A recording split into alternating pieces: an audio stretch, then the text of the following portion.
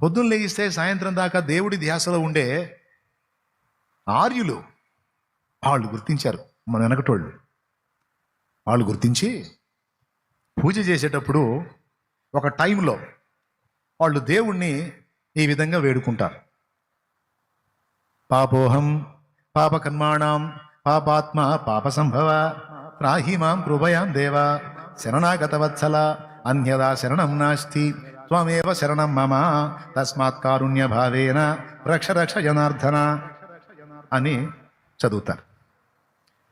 అది విన్నప్పుడు సహజంగా మనకేమర్థమైందంటే ఆ పాపం పాపి పాపోహం అంటున్నాడు కదా, అందుకని మనం పోయాం కదా, మన గురించి దేవుడికి రిక్వెస్ట్ చేస్తున్నాడు, వీడు పాపాత్ముడు ఏమి పాపాత్మురాలు వాళ్ళు వదిలేసే క్షమించేసే అని చెప్పి ఏదో మన కోసం వేడుకుంటున్నాడులే అనుకుంటాం మనం.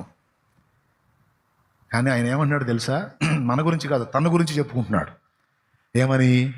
పాపోహం అంటే నేను పాపిని, పాపకర్మాణం అంటే నేను పాపకర్మలే చేస్తున్నాను, పాపాత్మ నా ఆత్మ కూడా పాపం చేతనే ఉంది, పాప సంభవ అసలు నా పుట్టకే పాపంలో పుట్టాను, రాహిమాం కృపయాం దేవా అంటే ఓ కృప కలిగిన దేవుడా నీ శరణకు వచ్చాను, నీ శరణు వచ్చాను, అన్యదా శరణం నాస్తి అంటే నాకు వేరే వేరే మార్గాల్లో రక్షణ లేదు, అన్యదా శరణం నాస్తి అనగా నేనిచ్చే లంచాలు నువ్వు తీసుకుని నన్ను వదిలిపెట్టవన్న సంగతి నాకు తెలుసు, త్వమేవ శరణం మమ నేను బయటపడే దారి తమరే ఏదన్నా చూపించాలి, తస్మాత్ కారుణ్య భావేన ఏమండి ఈ కారణమును బట్టి ఓ కరుణా సముద్రుడైన దేవా రక్ష రక్ష జనార్దన నాకు నీవే దిక్కునైనా జనులను ఉద్ధరించువాడా జనార్దనుడా.